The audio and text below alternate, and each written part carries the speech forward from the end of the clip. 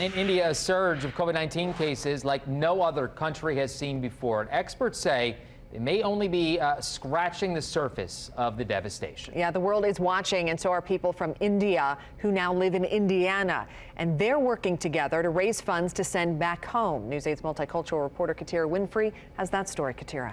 Brooke and Phil, medical experts say the true impact of this second wave of COVID could likely be even more devastating, as some cases and deaths may go unreported. With approximately 15,000 Indians calling Indiana home, chances are everyone here knows someone in their homeland impacted by the virus.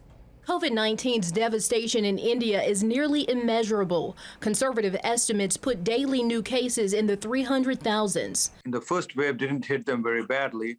I think this gave a false perception, or maybe the COVID has mutated so badly that it caught them in a surprise. Ajay Panagodi is chairman of the India Association of Indianapolis, but he's also a physician who's been caring for COVID-19 patients and knows firsthand the cost of catching the virus. First generation Indians, a lot of our families are back in India. My mother is in India. I lost my father during the first COVID surge. And there are many, many, many people. About 1 billion people live in India, often in close quarters, which makes it easy for the virus to spread. He says of the thousands living in Indiana, chances are everyone knows someone back home impacted. So the India Association of Indianapolis is working to raise money to send to India's most vulnerable and needy. The hospitals, they're overwhelmed.